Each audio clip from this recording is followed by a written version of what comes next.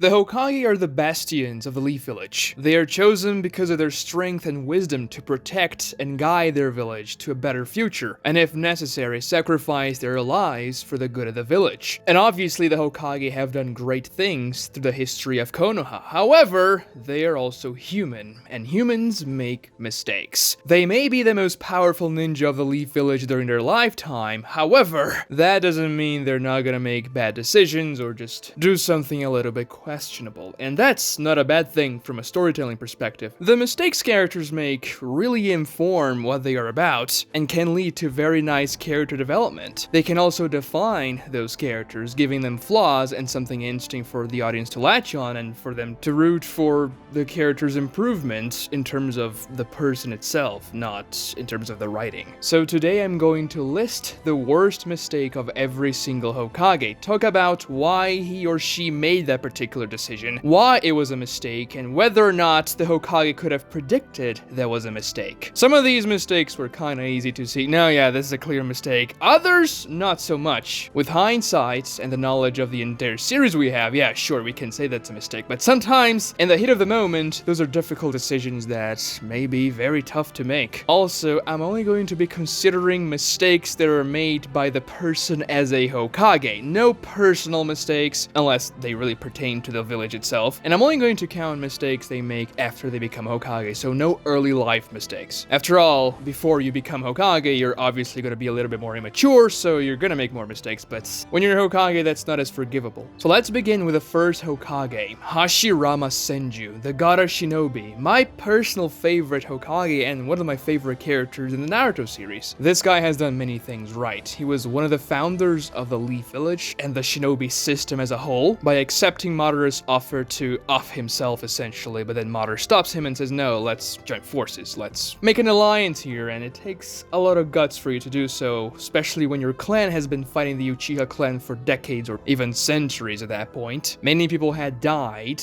and many people Hashirama loved had died because of the Uchiha clan, including one of his brothers, so that takes a big man, and Hashirama deservedly becomes the first Hokage. Initially, the village system works great. It stops wars, kids are no longer fighting in the battlefield and dying, they're growing up in a more secure place. However, that doesn't really last for very long, because now that they're powerful villages that have several clans united, the wars are going to be much more catastrophic than they used to be when only clans fought each other. And as we see in the Kakashi Gaiden flashback, for example, kids are still going to the battlefield. Kakashi was 13 years old when he sees Obito getting crushed by that rock, and so was Obito. And yes, Obito and Kakashi were the same age. I made a video about that. So I guess you could say that the creation of the Shinobi system was a mistake. However, I wouldn't say it was a mistake. Yeah, Sasuke comes to that conclusion and he wants to usher revolution by the end of the series because he sees the fails of the Shinobi system. But that system, I would argue, is still better than the clan system and the Warring States period. It is definitely an upgrade. Not perfect, but still an upgrade. So it wasn't a mistake for you to create the Shinobi system. It's a step you had to take in order for the entire system to be solved eventually. However, there was one thing Hashirama could have easily done to stop any future wars, and he just didn't, because he was naive and much too kind for his own good. We see Hashirama making this mistake in the flashback in the war arc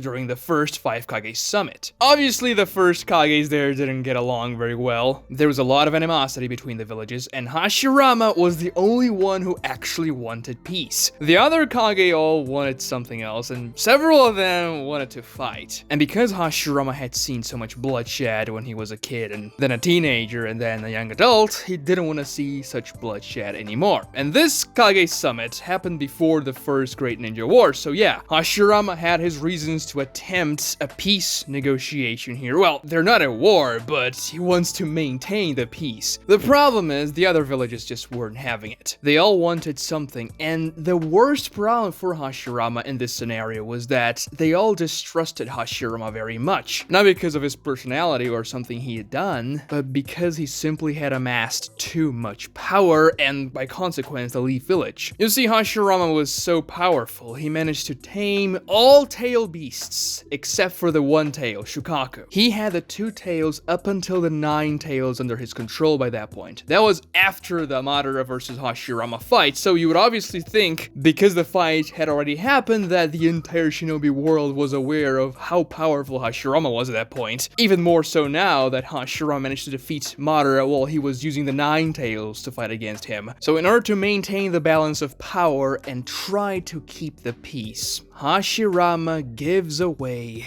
7 of his 8-tailed beasts, plus a little bit of land to the Land of Wind. Because the Sand Village was the only village that had a tailed beast apart from Hashirama, they didn't feel the need to get another one from Hashirama, so they asked for more land because they simply didn't have any area for them to grow stuff. I mean, it's a desert, right? It's a massive desert, so they would want some arable land. And sure, ceding a bit of your territory is not a great thing, but it could have been overlooked. But giving away 7 of your 8-tailed beasts to direct geopolitical rivals is just absolute insanity. Now yes, I am aware that Hashirama didn't literally give the tailed beasts away, he sold them to the other villages, which is a little bit better. At least the Leaf Village got some money out of it, which they could use to bolster their economy and upgrade their shinobi army, but you're still giving away such powerful weapons that it doesn't really matter how much money you got from it, it's not worth it. Like yes, Hashirama himself was more powerful than all those tailed beasts, maybe more powerful than all those tailed beasts combined, but the potential the tailed beasts have for weapons of war is so catastrophic that I cannot think of a better deterrent than having 8 tailed beasts. Do you think any nation in the world would attack the Land of Fire or the Leaf Village if Hashirama had 8 tailed beasts at his disposal? No, nobody would do that. They're not insane enough to do that. Hashirama himself is already extremely powerful, so imagine if the Leaf Village used 8 Jinchurikis, weaponizing the tailed beasts. You could essentially launch an attack against every single nation, and you would win. There are 4 other great nations apart from the Land of Fire, so you just split those 8 tailed beasts into groups of 2, plus a shinobi army to back them up. I don't see how they're tanking that, man. And then you may say, no, but Hashirama wanted to keep peace around the entire world. He didn't want just peace for the Land of Fire, which is very noble, and definitely that's what he wanted. However, if you have 8 out of the 9 tailed beasts, and the only one you don't have is the weakest one, if anybody tries to start something funny, a little war here and there, you can just show up with your tailed beasts and say, hey, stop that, or I'm going to nuke you, and they would stop it. This is essentially a scenario where only one nation in the world has all the nukes. That nation is going to be so much more powerful than the others that they simply can't do anything. And funnily enough, when Hashirama decides to distribute his nukes, the other villages feel empowered because now they possess the weapons of mass destruction. So, oh, we can go to war now. We have the weapons. We can use our tail beasts against their tail beasts, and we can even the playing field. Think about this. The Land of Water, the Land of Lightning, and the Land of Earth all got 2 tail beasts each. More than the Land of Fire, which only kept the 9 tails. Now, yes, the 9 tails is by far the most powerful one, but those 3 nations got 2, and oddly enough, the Land of Waterfall got 1. I guess they had something special going on there. And Hashirama's move, which was supposed to maintain peace around the world, was what actually caused the subsequent ninja wars. If Hashirama had kept the 8 tailed beasts in the Leaf Village, there wouldn't have been a first, a second, or a third great ninja war, and it's likely that the Akatsuki wouldn't be able to capture all tailed beasts from the Leaf Village if they had all of those, and therefore the 4th great ninja war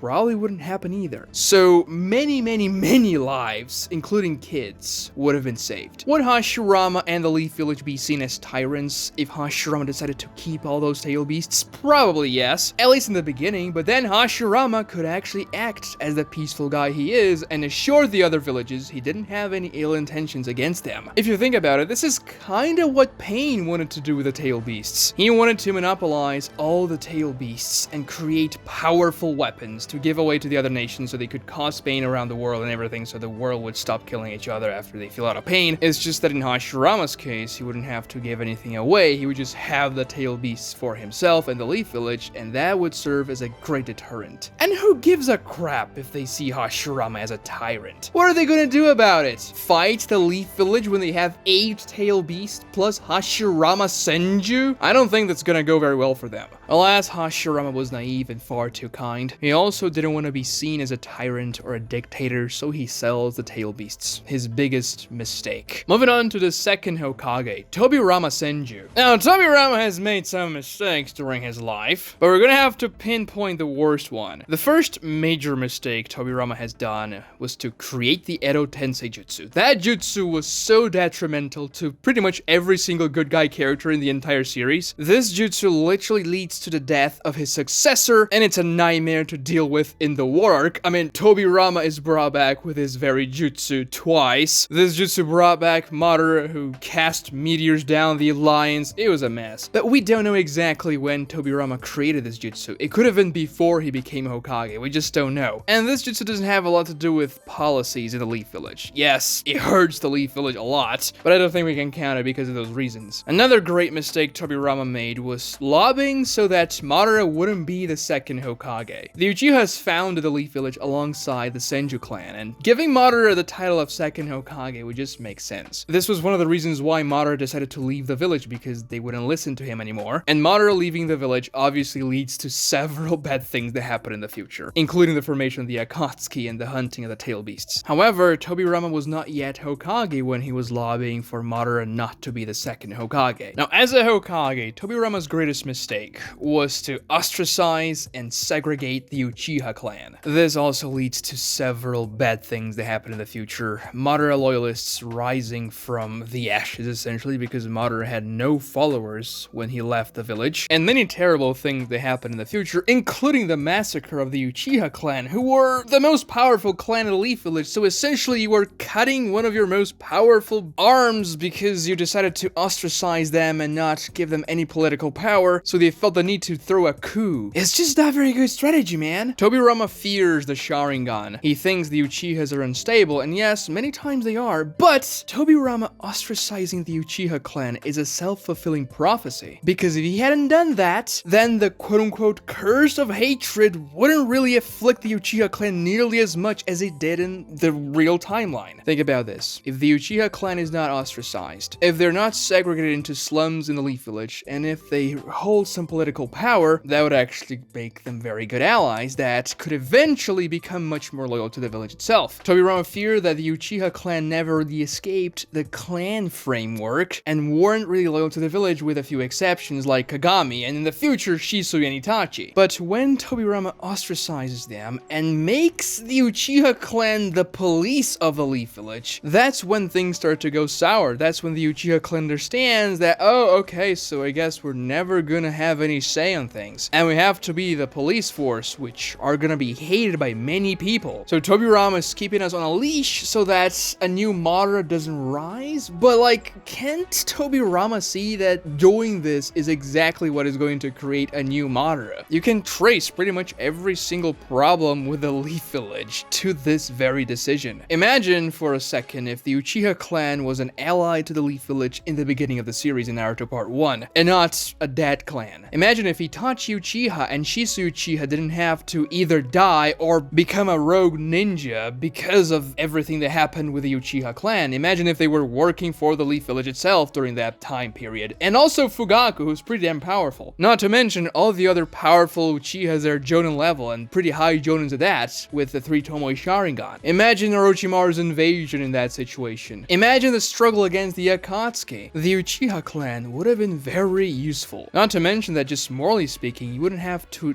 decimate one of the founder clans of your village. Tobirama's prejudice there really affected his decision making, and he just couldn't see that this was a very obvious mistake. Why would you make the Uchiha clan the sole police force in the village? Why wouldn't you diversify that? Why would you exclude them from the village itself and make them gather in a slum? That is obviously going to create resentment. So yeah, pretty damn big mistake. Moving on to Hiruzen Sarutobi, the 3rd Hokage, and this one is not very well liked by the fandom. First and foremost, because of his quote-unquote bad treatment of Naruto. I've made an entire video debunking the notion that Hiruzen was a terrible Hokage for Naruto specifically. Like, yeah, sure, he didn't literally adopt Naruto as his own son, but Jiraiya, Naruto's godfather, was missing from the village for 12 years. Hiruzen did a lot to help Naruto out. I mean, how do you think he got a freaking house for himself? Naruto wasn't working when he was 9. Hiruzen also created a law that made it illegal for parents to reveal to their children the nature of the 9 tails, and then Naruto was a Jinchuriki to give Naruto a chance. And Hiruzen was also constantly watching over Naruto. We can clearly see that in the very beginning of the story when Hiruzen and Kakashi stop by Naruto's house and look over their stuff. And yeah, Naruto's drinking spoiled milk. Hiruzen should probably see into that. I'm not saying he was perfect to Naruto, but he was far from being terrible. So much so that Naruto really respected and admired Hiruzen. That one, here's your rent scene, don't spend too quick, or whatever Hiruzen tells Naruto when Naruto was like 8 years old, is not canon. That's in a filler episode, and obviously, yeah, that scene is horrible because it misrepresents Hiruzen's character. And Naruto's like, oh, who's my dad? Who's my mom? Hiruzen's like, shut up, kid. That never happened in the manga. That's not canon, and people think it's canon for some reason, even though it never happened in Naruto Part 1 when Hiruzen was alive, and that's obviously the time when you would show something like that. I don't even know when it happens in Naruto Shippuden. Like, I have no idea, but it's not canon. So no, Hiruzen did a fine job with Naruto and his Jinchuriki status. A mistake you can bring up is that Hiruzen didn't do much to solve the Uchiha clan problem. He could have undone Tobirama's policies, bring the Uchiha back into the village, diversify the police force in terms of the type of ninja that could join it, and land the Uchiha some more political power. Perhaps make the head of the Uchiha clan an elder of the Leaf Village. He never does those things. Then again, that's something kind of difficult for you to undo. The entire Uchiha clan is now living outside the village, and the resentment has already been created. It would take years for this type of thing to heal, and Hiruzen literally had to deal with 3 great ninja wars during his time as the 3rd Hokage. Don't forget that Hiruzen was promoted to Hokage during the first Great Ninja War, as Tobirama was heading to his death against the Kinkaku Squadron, and Hiruzen only passes on his title of Hokage to Minato after the 3rd Great Ninja War ends. So Hiruzen was dealing with a lot more things than just the Uchiha clan's issue there. And this is an issue that Hiruzen would have to solve very early into his years as Hokage, because the more time it passes, the more ingrained this resentment is going to become in the Uchiha clan's brain. And when Hiruzen became Hokage, he was fighting the first Great Ninja War, so he had other priorities. Even after Minato's death, when Hiruzen became the Hokage again, and no wars were being fought, there wasn't much he could do about the Uchiha clan anymore because the situation had already fossilized. The Uchiha clan would probably never leave that framework. So yeah, he could have done more in that regard, but it's not his biggest mistake. Some people will say that leaving Danzo so free to do whatever he wanted in the village was a mistake. This eventually leads to the fall of the Uchiha clan. Then again, it's not as if Danzo was actively looking to destroy the Uchiha clan every chance he got. After all, the Uchiha clan is only massacred after about 40 years of Hiruzen's reign, and Hiruzen and Danzo are about the same age, so it takes a long time for them to, okay, yeah, we're gonna have to do something because the Uchiha clan is literally gonna throw a coup against us. Danzo opted to make a very harsh decision, manipulating Itachi to do so, but that's because he saw no other option. Well, he also wanted to get a few Sharingan to cancel Izanagi, but that certainly wasn't the first thing that came into Danzo's mind when he became the quote-unquote Shadow Hokage. And yes, Hiruzen admits that one of his biggest mistakes was leaving the darkness of the village for Danzo to take care of. That happens when he's brought back via Edo Tensei, and leaving all that to Danzo may have allowed the Leaf Village to become this dark place where the Uchiha clan massacre could happen. But as I said, some things were difficult to avoid in this situation, and if you want to say that Danzo was Hiruzen's biggest mistake, sure, go ahead, even though Danzo does some pretty damn great things. What I would argue was actually his biggest mistake was not killing Orochimaru when Orochimaru was going to flee the village. Now yes, obviously this literally leads to his own death and an attack against the Leaf Village with the invasion after the Chunin exams and everything, which are all terrible things. However, in the grand scheme of things, you could argue that Orochimaru is not that big of a deal. It wasn't a final villain in the war arc, he was mostly inactive throughout Naruto Shippuden, but no, killing Orochimaru there before he leaves the village would have actually done some pretty good things for the good of the world. First of all, the Edo Tensei jutsu wouldn't have been perfected, because Orochimaru perfects Tobirama's jutsu, and Kabuto then finishes the Edo Tensei, making it perfect. If Orochimaru had died there, then Kabuto wouldn't have learned that jutsu from Orochimaru, and he wouldn't have Orochimaru cells for him to enhance himself with. Meaning that we wouldn't have had Edo Tenseis in the work, which would have made the work much easier for the Alliance. You would also not have the invasion of the Leaf Leaf Village and the death of the third Hokage during said invasion, and Sasuke Uchiha would not leave to train under Orochimaru. Now, how that would work if Sasuke had stayed in the village and found out the truth somehow about the Uchiha clan in the village itself, I don't know, that's an interesting what-if scenario. But Sasuke training under Orochimaru leads him into a path of darkness that was almost irreversible. And Sasuke did a lot of damage as he was in this dark path. Now, this scene when Hiruzen fails to kill Orochimaru is kind of interesting because Orochimaru uses an undisclosed jutsu, which essentially drops Hiruzen, the Ambu squad that was surrounding him, and also Enma. In the anime, we just see like this wind rushing out of Orochimaru, but in the manga, it's just like, yeah, he weaves hand signs, and in the next panel, they are down. Like, what the hell did Orochimaru do here? Was Hiruzen even capable of killing Orochimaru at that point? What is this jutsu that defeated the Hokage so easily and one of the most powerful summons of all time? I don't know. But Hiruzen and also Enma seem to believe that Hiruzen could have easily taken care of Orochimaru at that point, which, yeah, that makes sense. Hiruzen was younger at that point and therefore stronger. Orochimaru also didn't have access to the Edo Tensei, and he was also weaker. And because Hiruzen almost defeated Orochimaru in their fight in the Chunin exams there, he probably could have taken Orochimaru at that point. But he was far too sentimental and didn't want to kill his pupil, something that Hashirama, for example, didn't hesitate to do in his fight against Madara. This mistake works great for the narrative because it makes his final decision to use the Reaper Death Seal against Orochimaru more cathartic. And it also makes things more tragic, too. After all, you have the knowledge that, oh, if only Hiruzen had acted back then and not just now, he could have survived. Moving on to Minato Namikaze, the fourth Hokage, the Yellow Flash of Konoha. Minato's a difficult one here because he's written to be perfect. I made a video talking about why Minato is a Marisu and why that actually kinda works for the narrative. But this also implies that Minato makes no mistakes. But okay, we can try to find something. Now, you could say that Minato not saving Obito and not saving Rin was a mistake, but that wasn't really a decision he made. He simply wasn't able to do that because he either didn't know Rin or Obito were being killed, or he simply didn't have time to get there. It wasn't as if Minato chose something else instead of going saving them, so that was not a mistake. It was just something that happened, unfortunately. And yeah, obviously, Obito's quote-unquote death and Rin's death led to catastrophic consequences, but they weren't really Minato's fault because of a decision he made, so there were no mistakes. And also, Minato wasn't Hokage at that point. Well, he could have been Hokage when Rin was killed, but he wasn't Hokage when Kakashi was killed. We just don't know about the Rin timeline very well. Now, one thing people say that Minato did that was a mistake was to impregnate Kushina when Kushina was the Jinchuriki, and the Jinchuriki of the Nine Tails of that, and that being pregnant and giving birth would weaken the seal of the Nine Tails, risking the Nine Tails to break free of Kushina and attack the Leaf Village and try to destroy and wreak havoc and everything, which is bad,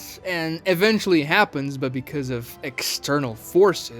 However, impregnating Kushina was certainly not a mistake. First, because she's hot. I'm kidding. Well, I mean, she is, but that's not the reason. Minato and Kushina have the right to have a child, and more kids if they want to have more. I mean, they died, but if they wanted to, they would have the right to do so. Just because something is dangerous pertaining to the childbirth, that doesn't mean they're not allowed to have kids anymore. And I know a lot of people are against having children to begin with, which is just a terrible nihilistic anti-life argument, which I detest. But even if you don't take this argument into account, just from Minato's perspective, him having descendants would just make the Leaf Village a more powerful place, because he is one of the most talented, powerful ninjas of all time, and Kushina has an extremely powerful chakra and she's very strong as well, so their offspring is obviously going to be strong, and also able to protect the Leaf Village when the time comes. That's why Minato entrusts the Nine Tails into Naruto, because he believed Naruto would be strong enough to handle it. Now, obviously, in Minato's mind, this wouldn't happen, right? Making his own son the Jinchuriki was not in his plans. However, having children would make the village more powerful because he would imprint his genes and Kushina's genes on the next generation, making the next generation far more powerful than it would have been otherwise. And even if you say, no,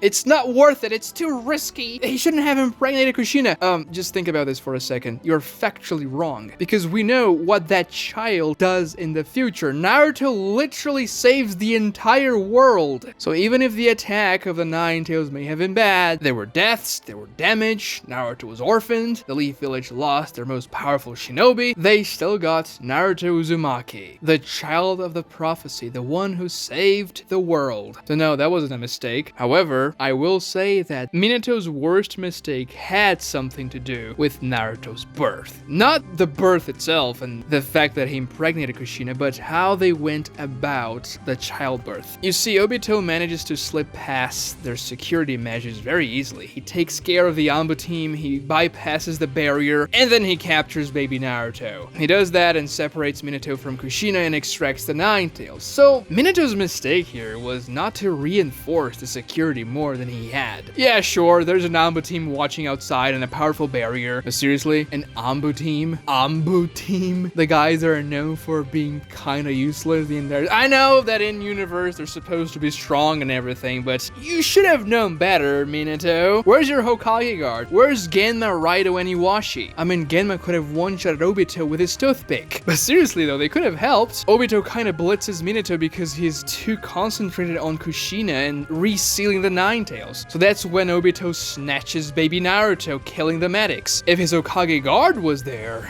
things could have gone differently. And also, he could have brought more people to protect Kushina during childbirth and to make sure the Nine Tails wouldn't go out and wreak havoc. Even if the Nine Tails managed to break out, if you had more powerful people around, that could be a good deterrent. Yes, obviously they're trying to keep Naruto's birth a secret. They don't want to make a big fuss about, oh, Kushina's pregnant and the seal is weak. Somebody go try and do something fun here, break the Nine Tails out. They were being covert about it, but Minato tells Kakashi about this, one of his trusted students, and Kakashi tells that to Ren's grave, and that's when Obito is actually watching Ren's grave and watching Kakashi, and that's when Obito gets the information. So technically, Obito telling Kakashi about Naruto's childbirth and Kushina's sealing weakening was the reason why Obito attacked in the first place, because Obito was actually spying Kakashi and Ren's grave in the Leaf Village and looking for an opportunity to attack. I guess that was a bad idea. Then again, I guess this was also Kakashi's mistake for just telling that in public. I mean, there was nobody around that he could see, but Obito was watching, so kinda bad. Then again, Minato could still have reinforced security there. Like, Hiruzen Sarutobi, the third Hokage, is alive and well, and his wife is literally assisting in childbirth. Why isn't Hiruzen standing next to Minato there? Did they want to make this a very private event? I mean, sure, it's, you know, your son being born, you don't want like a crowd watching it. It's not really a nice thing for you to have there. But the third Hokage, I think he would be fine with him. Also, bring Jiraiya. We know Jiraiya was in the village when Kushina was very pregnant, because that's when Minato tells Jiraiya that, oh, okay, my son is gonna be called Naruto, the character from your novel. And Minato could be like,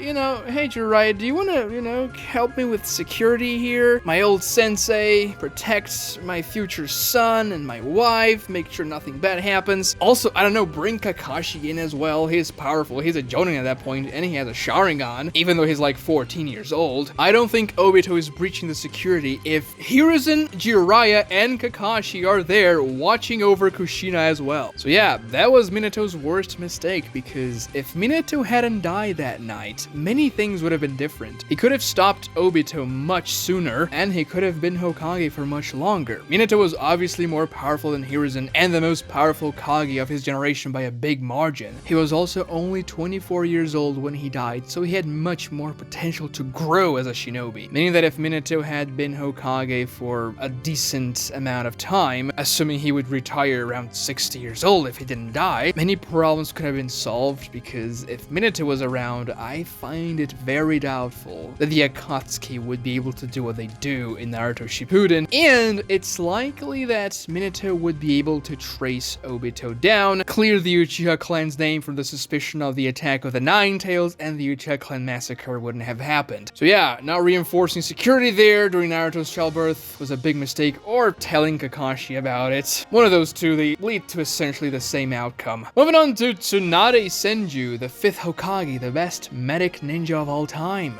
And let's be real here, Tsunade does really damn well as a Hokage. All the decisions she makes in Naruto Shippuden are very sound. She sends Team Kakashi to rescue the Kazekage, and they succeed. They even resurrect the Kazekage in the meantime. I mean, it was Chiyo, but it was thanks to Team Kakashi that they even managed to get themselves in that position. She tries to recover Sasuke from Orochimaru in the Tenchi Bridge arc by sending Yamato and his team. They fail, but like nothing terrible happens, and they learn some vital information about Sasuke and Orochimaru there. She sends, well, a lot of Leaf ninjas to hunt and kill Kakuzu and Hidan. Yeah, Asuma dies, but people are gonna die when fighting the Akatsuki. It's part of the course. At the end of the day, they managed to take care of the threat. And during the Pain arc, she did really well protecting the entire Leaf Village, using her massive healing jutsu that she sends to Katsuyu and her clones. Yeah, she kinda rage baited Pain into wrecking the entire Leaf Village, but he was probably gonna do that anyways after he found the information about where Naruto was. So Naruto Shippuden, she doesn't really make that many mistakes. Yeah, she was kinda terrible as a person before she became Hokage, betting and drinking. I mean, she still drinks when she's Hokage, but that doesn't seem to affect her all that much. But she makes one big mistake when she had just become Hokage in Naruto Part 1. And this has a lot to do with the Sasuke retrieval mission. Tsunade doesn't put nearly enough effort into retrieving Sasuke. I've made an entire video about this, and yes, there are several justifications about why Tsunade couldn't send a more powerful squadron. The Leaf Village was short-staffed, and Sasuke, for better or for worse, was a Genin at that point. Yes, he was the last surviving Uchiha they had, but it was just one Genin. The thing is, if Tsunade had knew what Sasuke would eventually do and what Sasuke joining Orochimaru would cause, she would have probably put more efforts into the retrieval team. If she didn't have any Jonins to spare, she would just probably go herself there and try to rescue Sasuke. And obviously she would succeed if she went herself. It's a matter of timing at that point, because yeah, the Sound Fork orders Sasuke to go with him at night. She finds out about that in the morning. The retrieval team leave the village 30 minutes after that. Kakashi arrives a day later, and then he goes after the retrieval team when Naruto and Sasuke were already fighting in the Valley of the End, but she could still go herself, and I have to assume some Jonins were still in the Leaf Village at that point that she could have sent after Sasuke. We know for a fact that Shikamaru's dad, was in the village because they were literally talking over breakfast before Tsunade summons Shikamaru to lead the rescue team. And yes, Tsunade eventually sends reinforcements with a sand team, but that was a day after she had sent the 5 members of the retrieval squadron. If she had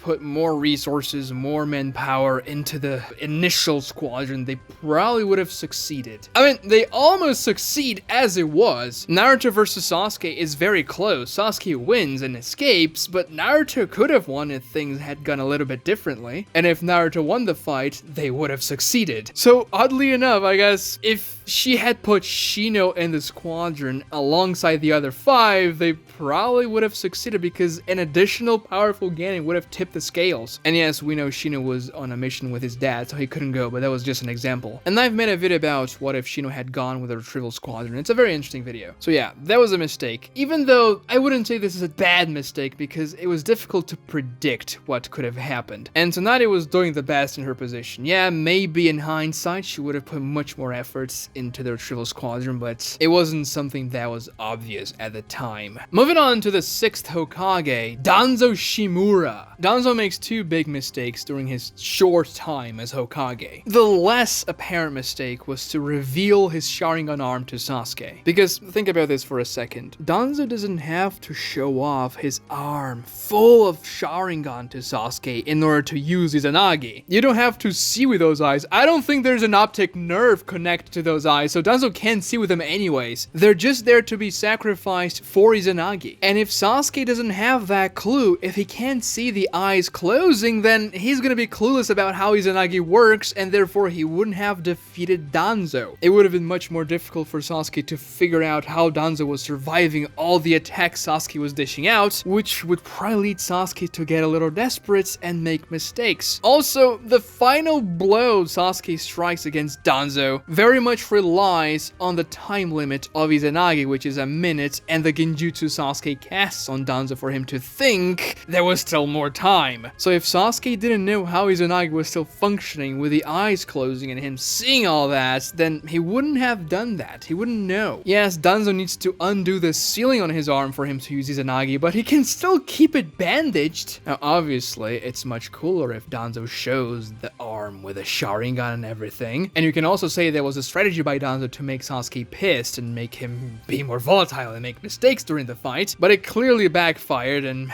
well, cost Danzo his life essentially, so big mistake. But this is not Danzo's worst mistake, because if he hadn't committed the mistake I'm about to describe, he wouldn't even have fought against Sasuke, and he wouldn't have died, and he would have been Hokage for longer. I mean, we don't know if Tsunade would try to depose him after she wakes up, but he would have at least returned return to the Leaf Village. Danzo's worst mistake was to cast Koto Matsukami in a room full of extremely powerful ninjas and obvious sensory types. Yes, Danzo didn't know Ao had a Byakugan and that Ao had literally seen Shisui's eye before, but he could have assumed that using a powerful genjutsu like that that's going to create a chakra signature on your eye is not going to go unnoticed in a room like that. Am I saying Danzo shouldn't have used Koto Matsukami to make himself the great leader of the Shinobi Alliance? No! He could have certainly done that when he was alone with Mifune, or just with Mifune and a few other samurai, when Mifune greeted Danzo, for example. Koto Matsukami is not a jutsu you have to cast and keep activated. No, you cast, you essentially change the outlook and framework of the target's mind, and the target's gonna act accordingly. You don't have to keep the jutsu activated to maintain its effects. So Danzo could have cast Koto Matsukami on Mifune before the meeting even happened. So when Mifune starts the meeting and the 5 Kage start arguing and everything, Mifune is going to deliver every single argument he delivered in the original because of Danzo's control, but because Danzo is not actively casting Koto Matsukami at that very moment, nobody would notice, and so they would think Mifune was being reasonable, which he actually was. But because they figured out Danzo was controlling the guy, and that also Danzo had a stolen eye from an Uchiha, that he was simply very slimy and couldn't be trusted, and that's the reason why Danzo runs away when Sasuke arrives there and tries to flee the summit, which leads to eventually Sasuke catching up to Danzo because of Obito and killing him. Like, yeah, Sasuke would have still attacked the summit, but Danzo could have just stood there and fought against Sasuke with several other Kage alongside him, which wouldn't really work for Sasuke at all. And if that had happened, Danzo would have become the great leader of the Shinobi Alliance, which would have been very based. Now, moving on to the quote-unquote real 6th Hokage, Kakashi Hatake. This one's a bit problematic because we pretty much see nothing of Hokage Kakashi in the manga. And Boruto's filler, so who gives a damn about that? But I guess we're gonna have to use a few Boruto things. The village undergoes very great development under Hokage Kakashi's leadership. And obviously it's a time of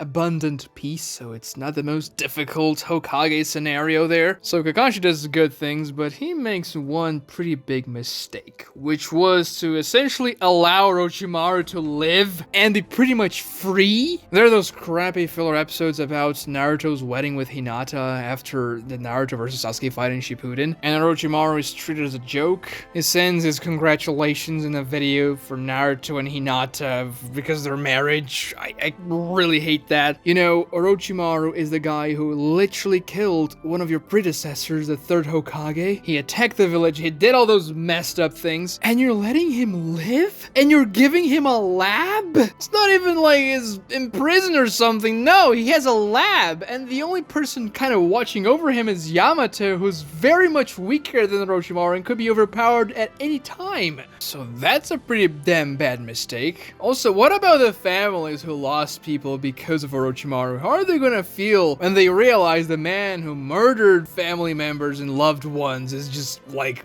there, and he sends a quote-unquote son to become a ninja of the Leaf Village? Terrible decision. Orochimaru should have been executed. Moving on to Naruto Uzumaki, the 7th Hokage. And unfortunately, we're gonna have to use filler stuff because, you know, we only see Hokage Naruto and Boruto, really. Now, I guess you could say that Naruto's worst mistake in life was to impregnate Hinata because that caused Boruto to exist and the worst story ever written to exist. But Naruto wasn't Hokage yet when he did that massive, grave, terrible mistake. Yes, I defended Minato impregnating Kushina, but I don't defend Naruto impregnating Hinata because the offspring's very different. But when it comes to Hokage Naruto, obviously the worst thing he's done was to allow Kawaki to just live in the Leaf Village. Not to mention, live as his surrogate son essentially, and Boruto's stepbrother, whatever. Kawaki eventually casts infinite Koto Matsukami in the world, one-shots Naruto and imprisons him in like that weird whatever prison in another dimension. Alongside Hinata, takes over the village. Bad stuff, but I hope they all die because they're in Boruto and it's not canon, doesn't matter. If you want to see every single moment that was censored in Naruto anime from the manga, click on the video on your screen right now. Don't forget to like this video, subscribe to the channel, and ring notifications. Those are very helpful, especially if you enjoy the video. Come on, do that. Help me out. And thank you so much for watching.